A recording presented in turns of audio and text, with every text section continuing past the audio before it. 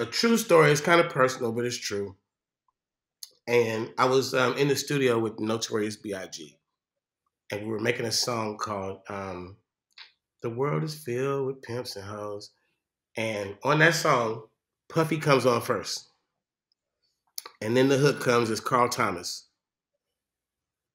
Biggie comes on, and then Carl Thomas back, and now it's my turn. Now we're at the studio.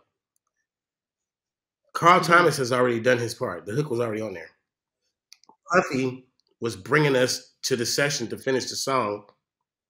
That night, me and Big were going to record our vocals. Puffy's verse is already on there. So he's the first verse. He pushed play. Now it's 2 blank verses. Biggie goes in the studio, and like that, he lays a verse that's like classic.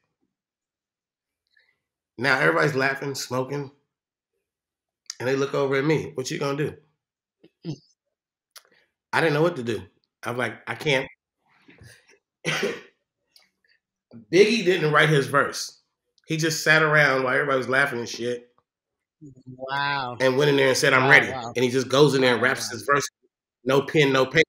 Some shit that him and Jay-Z, and they, you know, they got all the rappers with the no pen. They started that no pen shit. So I'm sitting there with a pen and paper that I haven't written one word on.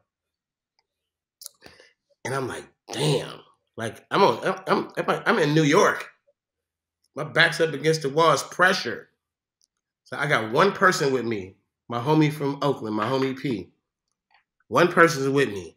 And I go confide in him, and I'm like, damn, he just murdered that shit, P. Like, I was like, what the fuck am I gonna do? Like, what?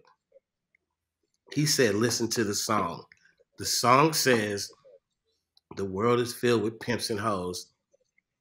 I'll just tell you about those I know.